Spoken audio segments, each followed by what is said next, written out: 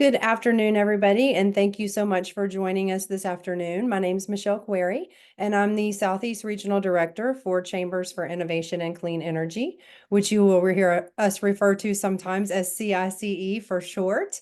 If you're not familiar with CICE, we are a regional network of approximately 13, I'm sorry, a national network of approximately 1,300 chambers of commerce, and economic development professionals.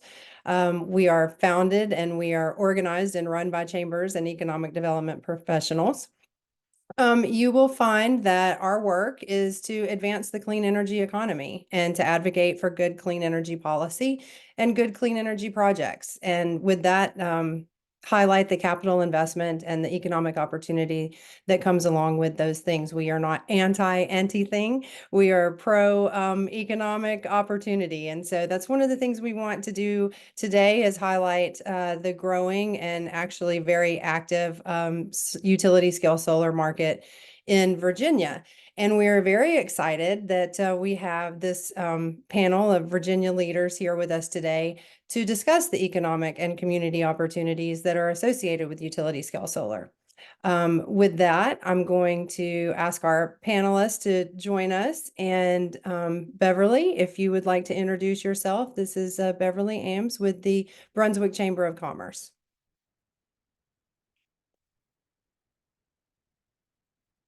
Beverly, I think you're muted. Hi, I'm Beverly Ames. I'm the Executive Director of the Brunswick County Chamber of Commerce in Lawrenceville, Virginia. And I've been doing this job for about 15 months, but I've been in chamber work for over 5 years. Great. Blake? Absolutely. Thank you, Michelle, for having me here. My name is Blake Cox. I'm one of the co-founders of a nonprofit organization called Energy Right, where we are focused on educating rural Virginia about these clean energy projects. And we have a hyper focus on the local level, and we come at it from a conservative perspective. So we speak a lot about property rights and, as Michelle mentioned, all of the above approach to energy. So you'll never hear us say a bad word about any other type of energy, but we are focused on solar and its development here in Virginia. So looking forward to the conversation. Thank you. Scott? Good afternoon. I'm Scott Foster, partner with Gentry Locke in the Richmond office. I handle solar and energy storage permitting matters across the state. Been doing that since 2019. Blake and I cross paths a lot of times in rural counties in Virginia. Look forward to talking to you today. And Rachel? Hi, good afternoon, everybody. Rachel Estes here with Apex Clean Energy. I'm the Director of State Affairs for the PJM region. And Apex Clean Energy is a national wind, solar, battery storage developer based in Charlottesville, Virginia. And I manage our political affairs for the East Coast. Great, thank you. And again, thank you all for taking the time today to dive into this topic and this discussion. I'm looking forward to it. Let's just get started. I'd love to talk a little bit to set the stage about chamber engagement. And so, Bev, I wanted to kind of start with you and talk about how you see the chamber's role in advocating for solar or any, obstacles that you may face. And then I'd love for the others to talk about any experience you've had working with chambers and how you can help, chambers advocate for these types of projects in their communities. To start off with, I live in a county that's fighting solar. And so when I came down to Brunswick, we have 5 solar projects coming into the county. So I got to ask questions. That's where it started. Of course, Blake and I have crossed paths as well. And he gave me a lot of information and he's introduced me to a lot of people.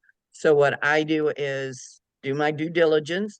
And as I'm talking to businesses or having people ask me questions, I give them the answers. I stay on top. I go to the different county board of supervisors meetings there. I've started going to the planning commission meetings, anything that's going to keep me on top of it, because I think it's a great potential for revenue for the counties and education for the population. And if you start talking about increasing the salaries for the demographic you're working in, that's a big plus. People start to listen. Absolutely. And Rachel, you're actively working with development there. How do you work with chambers and see their role? Yeah, I think as a developer, working with the local chambers is absolutely critical. I mean, they're one of the first folks that we talk with when we're looking at going developing a new project. You know, chambers have their finger on the pulse. They have the relationships in the community. They know the history. They know what's important to the community. So I think it's definitely a really important relationship really early on to foster. And you know, they know the political landscape. They know what the economic benefits would mean to the community and what the needs are of the community, what they would want that additional tax revenue going towards, or what folks to speak with. Apex does a lot of community grants in our districts way before we even start construction. I mean, if we have folks boots on the ground there speaking with landowners, we're already talking to community members about how we can be a good steward of the community and what the needs are. And I think the chamber is an excellent partner in that.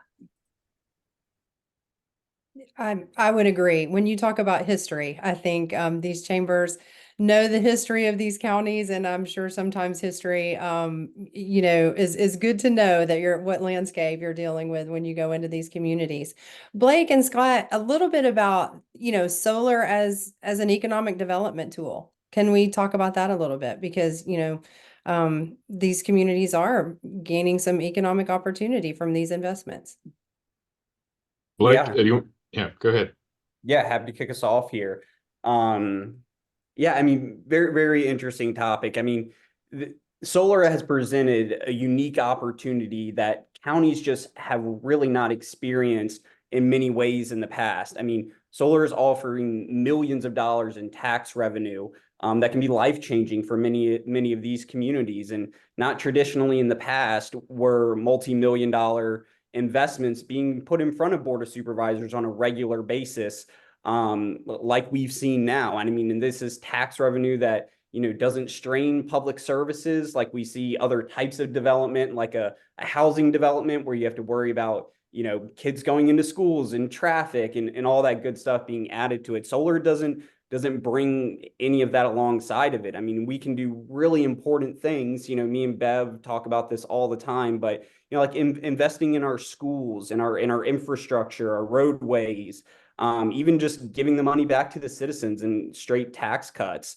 You know, massive ways that we can really impact the communities where these solar projects are going. Just a massive opportunity. And there's been, you know, I'm sure Scott hit on this, but you know, there's been awesome new opportunities for counties to take advantage of these solar projects that are just incredible, that maybe we didn't even see, you know, early on with some of these projects there.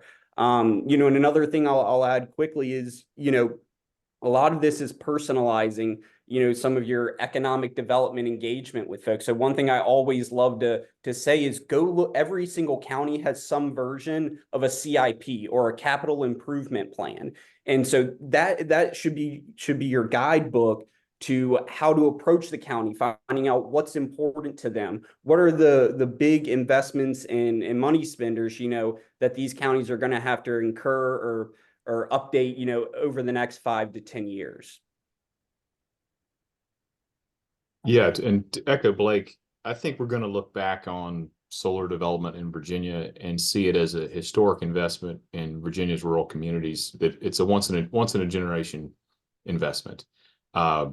It's revenue to landowners. It's massive expansion of the tax base of the locality, and during construction and somewhat during operation, it's a boon to local contractors as well. One of the issues that we're working on in Virginia is ensuring that solar is looked at as economic development, and we, thanks to some relatively recent legislation, we're achieving that. Solar siting agreements, solar revenue share, are really bringing home some great revenue to localities. One of the issues we face, though, with solar permitting is there's a significant lag time between when a project is approved by a locality and when it ultimately starts paying taxes. So a lot of localities are presented with solar projects, and they'll have a suite of projects come through over a 2 or 3 year period before any of those early projects start paying taxes or any voluntary payments. So we're working with localities to understand what that revenue pipeline is that's going to be coming in the future, so that they can continue to view current applications through the right lens. Scott, if you would elaborate just a bit more on the, legislating solar as being viewed as economic development. Tell us a little bit about how it was being viewed and Sure. the need for that. That's a really good story. So traditionally, solar was subject to some relatively steep exemptions under state code for payment of machinery and tools tax. So what we were hearing from localities is, hey, these projects don't ask much of us from a county services perspective, but the value proposition isn't great. So the industry and local government community got together and did two key things. Likely the most important was the solar siting agreement legislation, which created a vehicle for funds to be paid by the developers to the localities above and beyond their statutory tax obligation.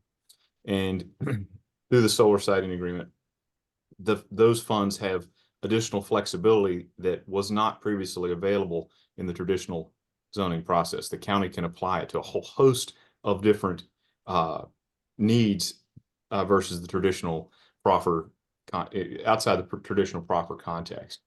The way I look at that solar siting agreement is that is our method for rebalancing what was the traditional M&T taxation with what these projects can pay and should pay, so that the locality does see benefit from them over the long term.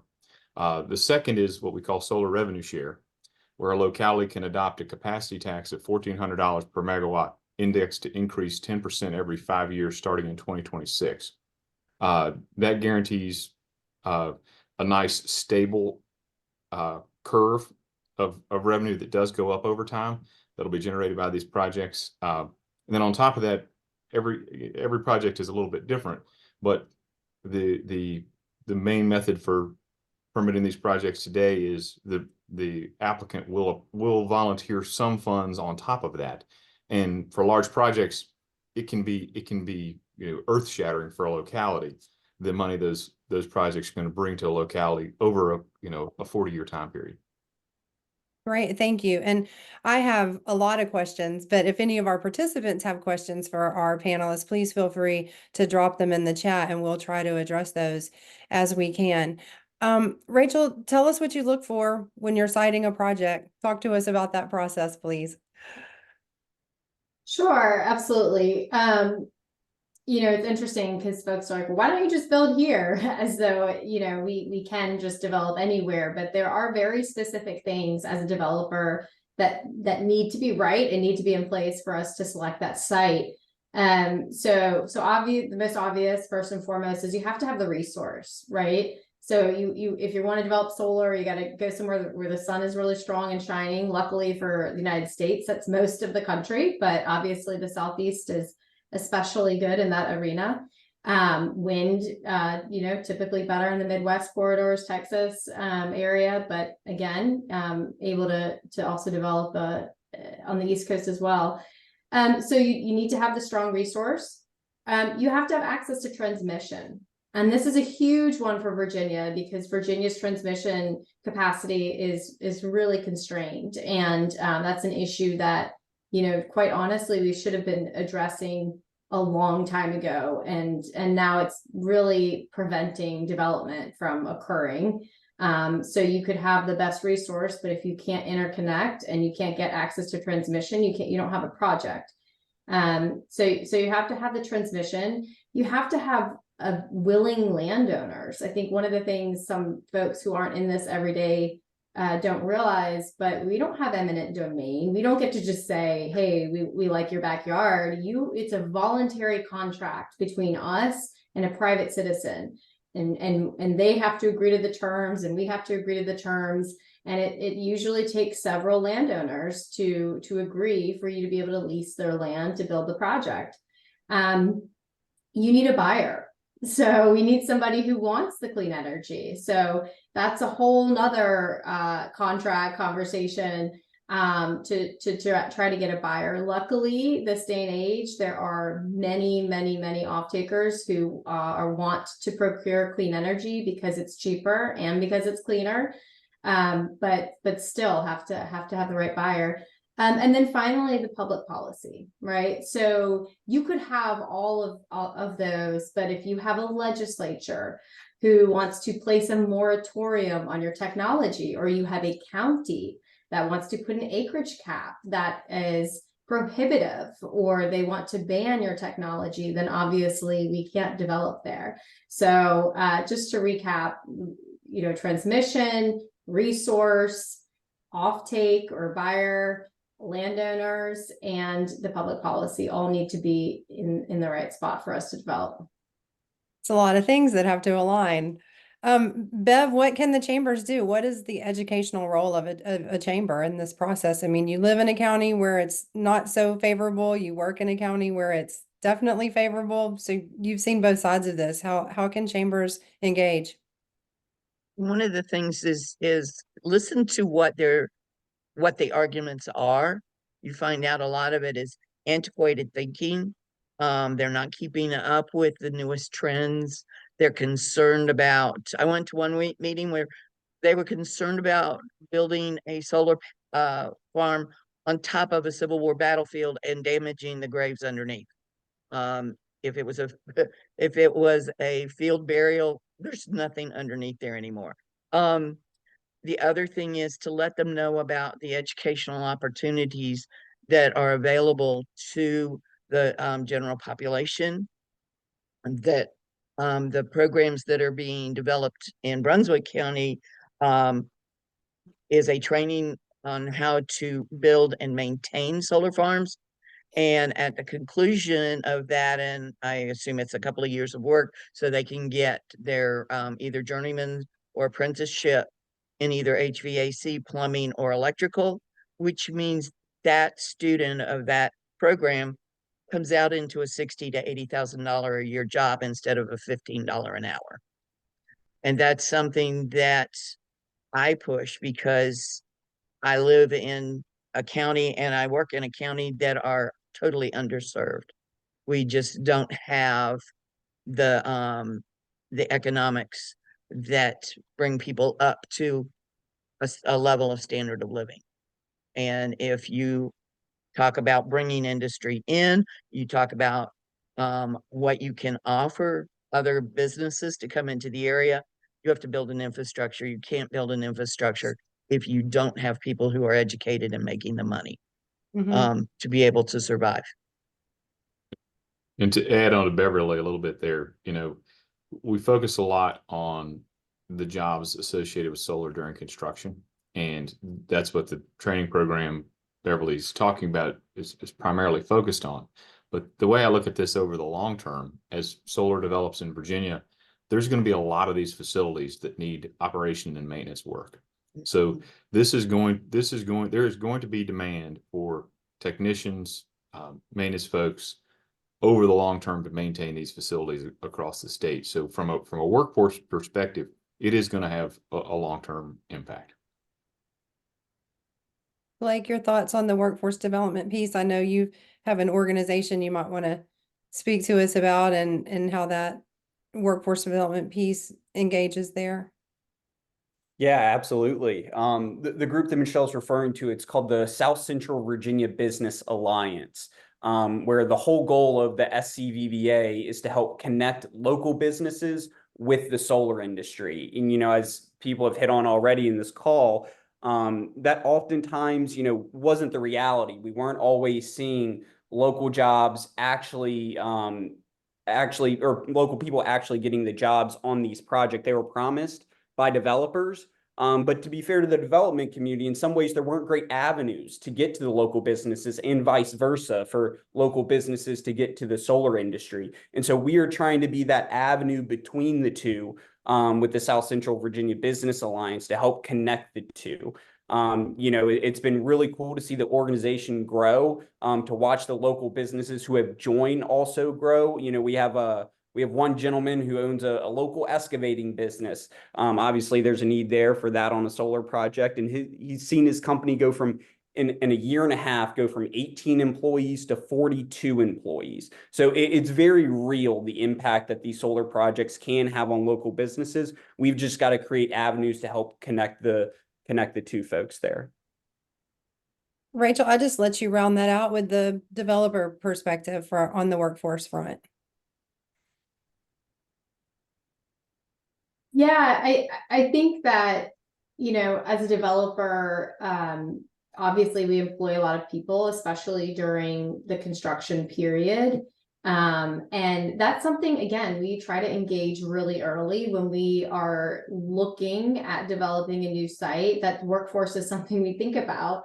And especially now, Apex is an independent power producer. So that means we don't just develop, we now own and operate the projects as well. So we see it through the construction phase, through the production. So, when we engage the local chambers early on, that's one of the things we speak to them about their workforce. We've engaged before on workforce training programs too. And we also think about long term, what the ability will be when we use like EPC contractors at a local level, who's interested in taking on that role. Great. Thank you. So Scott, I'm going to ask you to elaborate a little bit on the local process, for getting one of these projects approved. And then I would love, for everyone to weigh in on that. And we'll talk about the political landscape a little bit as it relates to this. But do you want to just kind of kick us off on the, all projects are really local, how that works? For sure.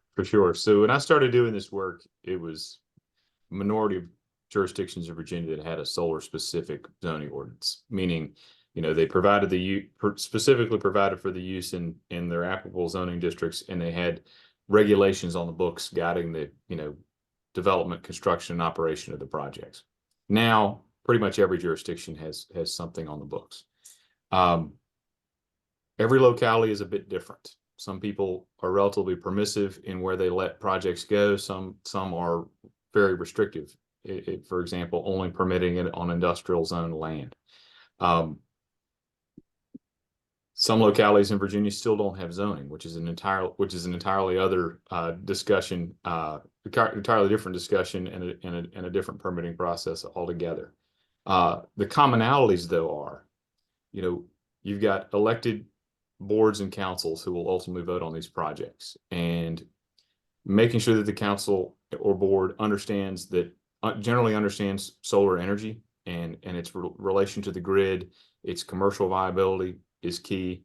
And then also ensuring that the projects will be developed and operated in a responsible manner. We have a whole host of tools available to do that on the development side, and making those commitments to the locality is key to getting a yes. And then I've got a lot of clients to do this exceptionally well. Community engagement is key. You need to be engaged with not just your adjoining landowners, but with the general local population, to have them understand the project and hope that they'll come and support it.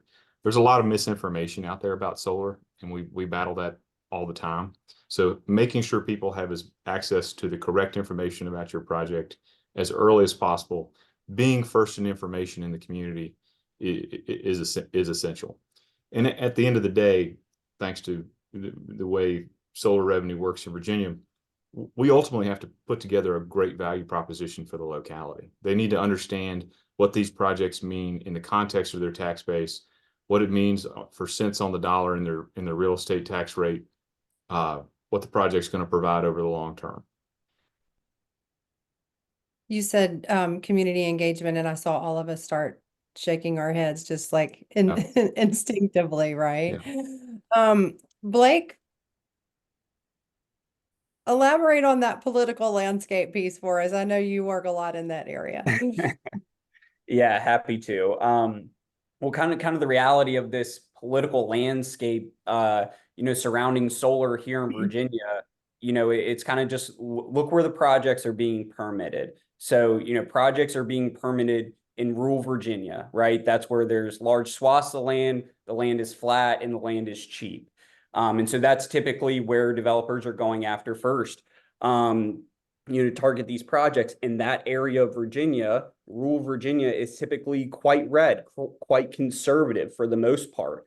And traditionally, the only context that they've heard about solar in many ways is about, the Green New Deal and it's clean energy and, we should do it for the moral reason. And, none of that's wrong, but that's not necessarily a perspective that's gonna resonate with rural Virginia.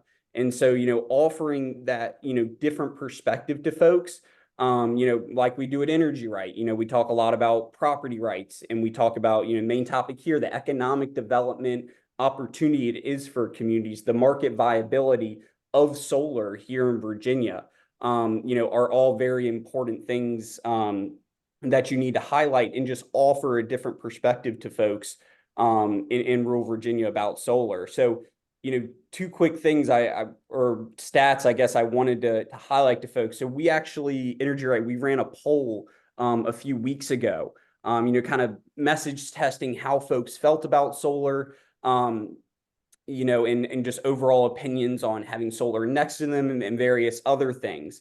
But why I highlighted, offering that different perspective is so important. I think this poll, really shows this is, so beginning of the survey, we asked folks an initial opinion of solar, and I think it was roughly came in around 63% of folks here in Virginia, just initially asking them, hey, do you support solar? 63% said yes.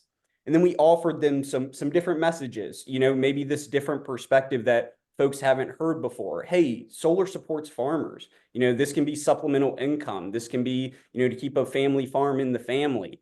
We talked about solar being a low cost technology, talked about, energy security and independence, and then we messaged them with all those things. And then we re-asked the question towards the end of the survey, and that jumped by 20 points. So we went from 63% to I think around 82% of folks support solar here in Virginia. So oftentimes it's just offering this different perspective to rural Virginia. And typically, you look at Southwest Virginia, who was formerly coal country and energy capital of the state here. So they understand energy and they get it. And so offering that different perspective can oftentimes be the difference maker for folks. Rachel, what type of community engagement activities do you deploy and how do you prioritize those? So at Apex, we take community engagement very seriously. We have 20 full-time employees who work on this. They are our public engagement managers. So they are eyes, ears, boots on the ground in these communities. And like I said earlier, investing in the community early on is really important before you begin construction. So when you're designing a project, you want the feedback from the community at that time, in case there are changes that the community wants to see or specific type of screening that they would prefer. Those are the things that are going to save you a lot of pain in the long run, right? If you get folks input early on, get them invested in the project too. Obviously, we're one of the biggest tax providers or donors, if you will, at the end of construction. And so how are they going to spend that money? What are the needs of the community? How do they want to reinvest from our project? We also give a lot of community grants. So since 2017, Apex Clean Energy has given over $4 million to communities across the country, all kinds of different community grants. Boys and girls clubs, 4-H clubs. Really, we work with the community to see, what is it that they would like us to invest in and be a good partner in. So those are the types of things. I'll also reiterate what Blake's saying on the political side of things. You know, it really is true. All politics are local, and it's important that we work with the local elected officials early on too. I mean, not only because they have to approve these projects, but they have to live near them as well. And they have a lot of the relationships with local folks. So it's really important too that early on we have those conversations and get their feedback as well. You bring me to a little bit of the misinformation, which we'll get into, but you know, you have a presence in these communities after the development is completed, correct? I mean, talk a little bit about, I mean, I think people sometimes think about initial investment and trying to get the project completed, but talk a little bit about the long-term involvement that you have in these communities. Absolutely. I mean, it's like you're putting you're an indelible footprint on the community, right? I mean, the cool thing, and actually one of the misinformations, I guess, is folks who have really big concerns about changing the topography or changing the landscape of the community. You know, it's actually interesting because these projects will eventually be decommissioned. I mean, you can repower, but you know, ultimately, you know, who knows where we'll be in 50 years as a country with our energy supply. But we have that capability to take out all the panels, retail the property, retail the land, take out the turbines. That's something that you can't say if you're building a housing development. That's something you can't say if you're building a mall.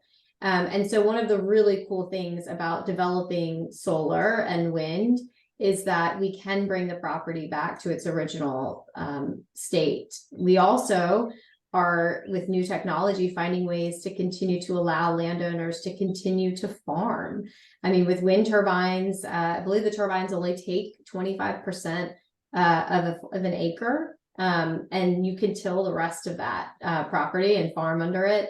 Solar panels, we've seen newer technology, agrivoltaics is becoming a new thing where you can build certain grow certain crops under the panels.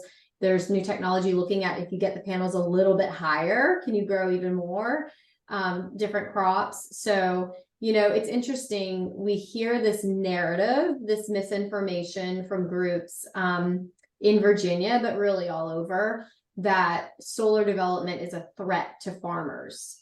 But the irony of all of this is the largest threat to farmers is climate change. And we know that, and we are working to help combat that. And then one of the second largest threats is urbanization.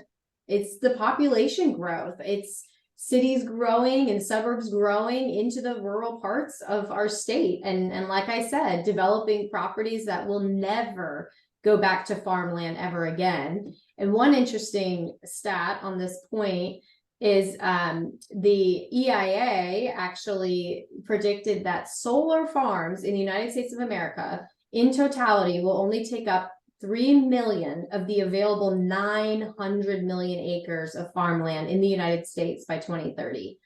I mean, I just want to reiterate that 3 million out of 900 million, that's not even 1%. That's less than, I think it's 0.03%.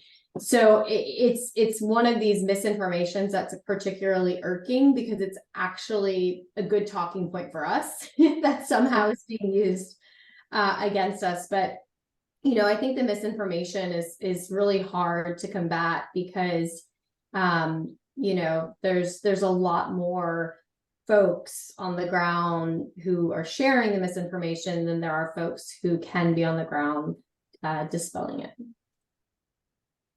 For sure. Blake, do you have anything to add to our disinformation campaign topic? Yeah, absolutely. I mean, I think Rachel hit on it really well there. But I mean, it's certainly prevalent, you know, and it's something that, you know, I mean, Beverly and I were in a meeting last night, you know, where we heard several, you know, misinformation talking points. You know, you hear anything from, you know, the birds will catch on fire to, I don't know, the other end of the spectrum. You know, you hear the wildest things. But, you know, I would just emphasize, you know, we just got to meet people where they're at. You know, a lot of times, most of the time, it's not coming from a bad place. It's genuinely some people, are trying to figure out the good information and they just don't find it or they don't come across it. I'm sure we all can appreciate, if you Google something in some context on the internet, you can find an answer for it, in whatever way that, you want to see it or however you're, predisposed to the topic, you can find an article on almost anything. So, we need to do a lot more, front porch sitting and going out and actually meeting people where they're at, and having these important conversations. We try to do that all the time. But I think that's the best way that we're going to help, dispel this information is going into these communities, going to local meetings, whether that be at your local Chamber of Commerce luncheon that you have monthly, or a GOP or Ruritan Club meeting or anything like that. I think we just got to meet people where they're at. Absolutely. Can I just add one more thing on that? Because I think it's a really important point. One of the biggest uphill battles for us is that, and you think about it in your own daily life, when you hear information, you're going to accept it based on the messenger, right? So if your best friend tells you something that is completely factual, like you might believe it because you trust them and they're your best friend. And I think that's one of the biggest uphill battles for us, is that we have data on our side, we have facts on our side, but we're the developer and we're coming to the community. And that doesn't mean we stop trying to share it with folks and listen to their concerns. But at the end of the day, it's hard to disagree with somebody you've gone to church with for 20 years and you know their kids and you see them in the grocery store and you trust them and you know them. And so I think, that's just a problem we're going to have to work together to try to solve. But it's pretty insurmountable sometimes.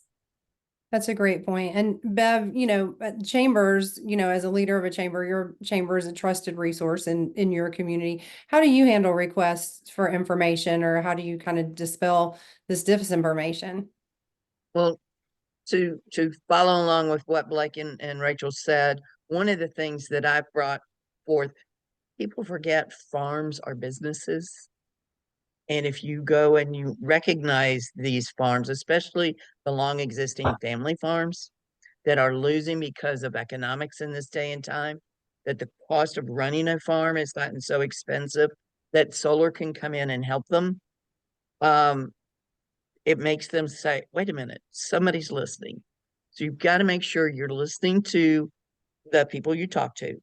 You've got to be able to answer them. And if you can't answer them, refer them to a resource that can. And those referrals are just lifelines.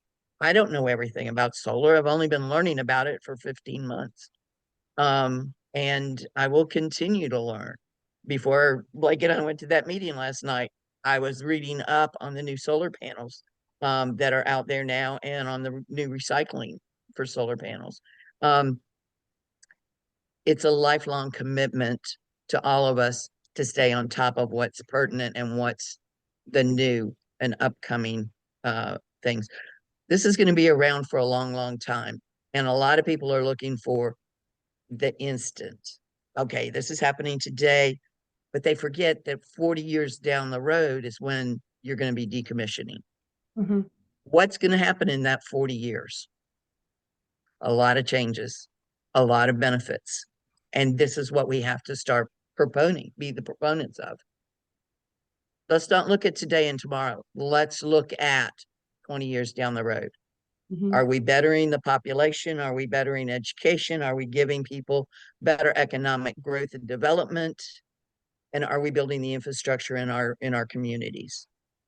So if we look at it long range and we explain it long range, people have a little bit better understanding. And like I saw last night, a lot of people were at that meeting where we're used to hearing negative, were positive. And it kind of surprised me. I was very pleased. I So you're think we may have a turning of the tides there. starting to see the sentiment change. Yeah. Scott, a little bit about partnership, opportunities as you see them. I know you kind of work with some counties to help craft some of these things. Yeah, so some of our best partnerships have been with really active and engaged board of supervisors who clearly articulate to our development teams what their goals are for the community, what their immediate needs are for revenue. And we've been able to structure these solar and energy storage siting agreements to directly address those needs. So if you're solving an immediate issue for the jurisdiction with the revenue these projects are bringing, it's gonna significantly benefit your project. Some examples are in one jurisdiction, we provided enough funds for them to be able to make their broadband match for a federal grant that they were receiving, extending broadband throughout the jurisdiction. In another, a piece of the development property was located on a corner of two main and very important high traffic roads.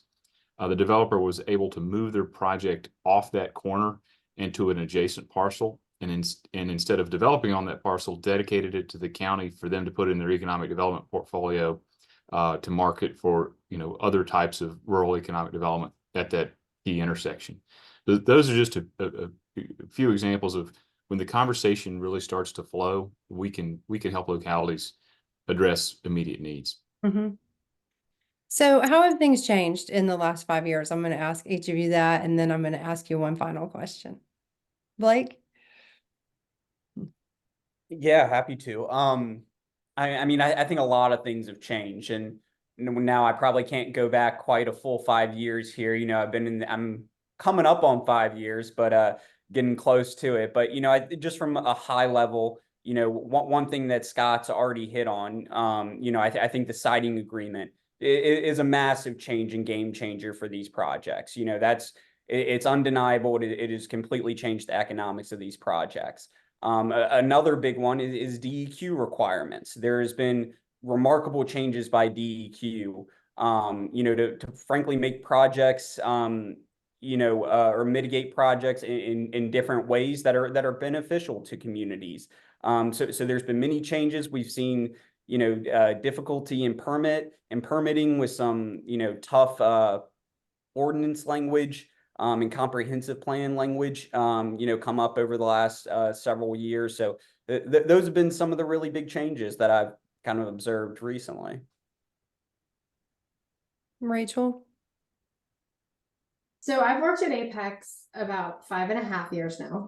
So I've seen the evolution of developing in Virginia, and unfortunately, it's not good. Our projects personally our portfolio in Virginia has been more than cut in half over the last 5 years, primarily due to transmission constraint issues and localities placing very restrictive ordinances. Virginia is having a crisis, I think, right now, whether or not they're aware of it, in building and meeting their VCA goals or developing these projects. And, it's very sad to see. And I think it's for all the reasons we discussed today about misinformation or, the difficulties at the local level. But ultimately, I mean, I think just as a developer's perspective, I would say it's a lot more difficult to develop in Virginia now. And there are, I don't know if everyone has seen, but I would highly recommend reading the USA Today article. I don't know if we could share it in the chat, but it specifically calls Virginia out. And the whole article is about how clean energy plants are being banned faster than they're being built. 2023 will be the first year that more projects have been banned than have been permitted. I think that the chambers have a really important role to play in helping to prevent that. Virginia, going back to the 5-legged stool or whatever I was talking about earlier, Virginia has so much good going for it. It's got the resources. Most of the landowners are really excited about the potential. The offtake's incredible. I mean, the demand is there for sure. It's the transmission and it's the localities banning our technologies. Interesting. Scott?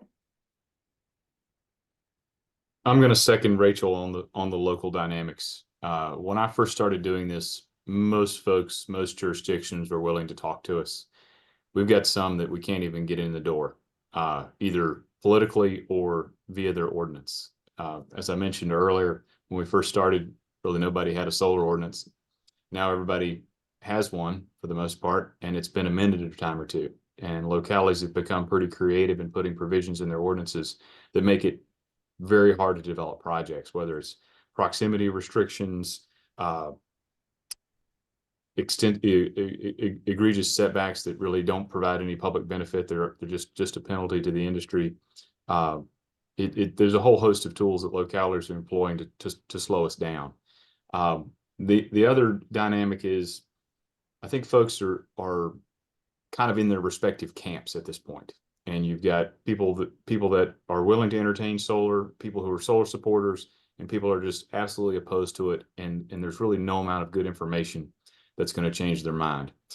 I have hope that there's some middle there, that our folks are still convincible, in Blake's team and a lot of our client teams do a good job of bringing people into the, okay, we'll talk about it camp. But it's a dynamic political shift in the localities over that past 5 years.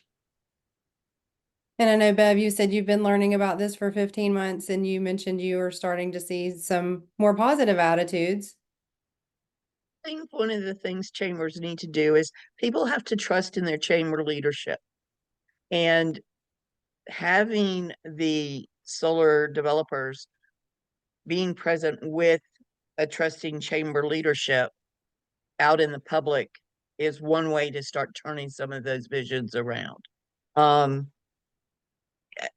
have people in my home county that come and ask me questions now, especially the students, the seniors who are going off to college, where they're going away from rural Virginia and they're seeing things in a different light. And I've sat down with several of them over the Christmas break, and they were like, but this all makes sense.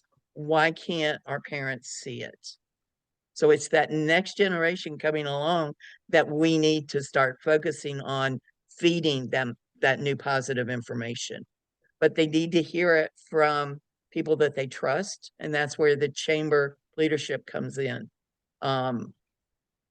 Granted, I've been in Brunswick for 15 months, but my leadership and my board have been here a lot longer. Mm-hmm. And those are the people that others will listen to. And that's where we have to come in. That's a great point. And you kind of lead me to our final, thoughts I'd like to get from you all, which is, what is your advice for chambers and or economic development professionals that are entertaining a project in their area, or have actively, working with a developer, or, what's your advice for economic development folks that see this opportunity, and chambers that want to help advocate for this?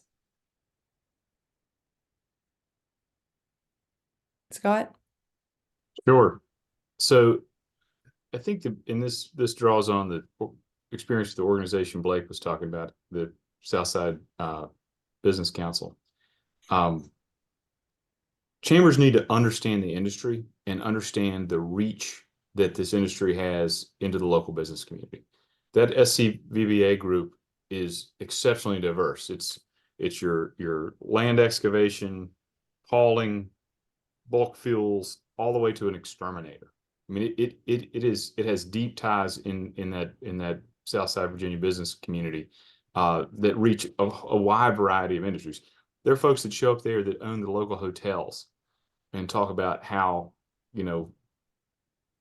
huge solar construction workers have been when they're staying in their hotels for extended periods of time, and the difference it's made in their bottom line. So if chambers can develop a good understanding of the reach of the industry and what it's going to mean, they can then turn back to their membership and say, hey guys, this is what this could mean for you. Let's have a discussion about this project. I think that's information that needs to flow and be really helpful to the industry. It's a great point. Blake?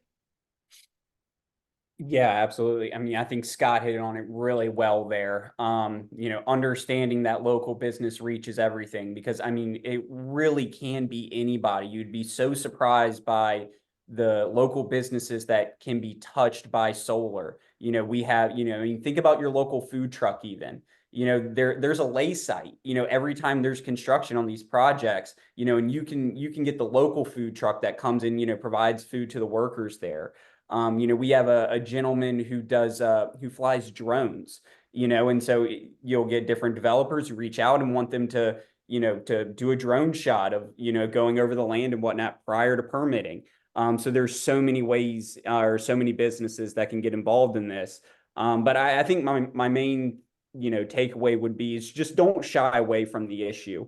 I think Beverly's a testament to that. Take it head on. Get super involved with folks. Beverly has done a wonderful job of sharing information with the whole community of Brunswick, in providing that education, around these projects and just being a free flowing place where people can come and ask her those really tough questions. And maybe Beverly doesn't know it, but she can certainly reach out and help find out the answer for these folks. So I mean, I would just say the biggest thing, because it is such a good opportunity, I would just say don't shy away from the issue and just, take it head on. Rachel, you work a little bit differently with these chambers and economic development folks. What would be your advice? I, many of you may remember the quote from Senator Moynihan, everyone is entitled to their own opinion, but not their own facts. And I think that's where the chamber can really shine because it's a trusted resource in the community. And I think the chamber can kind of broker a fair conversation between opponents, county commissioners, and developers, and really press upon the county commissioners and board of supervisors. Everyone's entitled to their own opinion. They can say they don't like it for these reasons, but it has to be fact. You can't just say you don't like it because all the solar panels are going to suck the sun out of the sky. You can't, that's not real. That's not true. You need to cite your claims. And at the end of the day, if the real root of the problem is you don't like the look of it and you don't want it in your community, or you just don't want change, right? Change is hard. Then let's have that conversation. Let's talk about how we can change in a way that makes you comfortable and makes your community comfortable. Let's talk about a way that we can plant native plants around the panels that screen it really well, or a type of fencing you're more comfortable with, or a reasonable setback that makes sense and helps with the view shed issues. So I think just trying to be an honest broker in getting to the root of the real reason folks are opposed to these projects and help come up with good solutions. Thank you. Those are all wonderful thoughts. You're all such great thought leaders in this field, respectively, and I appreciate your time today. I think we could probably move right into a second hour, but we won't do that. I want to thank Bev Ams with the Brunswick County Chamber of Commerce for working with us to bring this webinar to fruition. I think it's really important information for our chambers and economic development professionals to hear. Again, I'm Michelle Query with Chambers for Innovation and Clean Energy, and we are a resource for chambers. So if there's anything that you heard here today you'd like more information about, or if there's this recording will be available, we'll be happy to share. If there's any information we can provide, we're happy to do so. And again, I just thank you all so much for your participation today, and I thank you all for joining us. Thank you, everyone. Thank you very much. Appreciate the time. Thanks, y'all. Thank you for having us.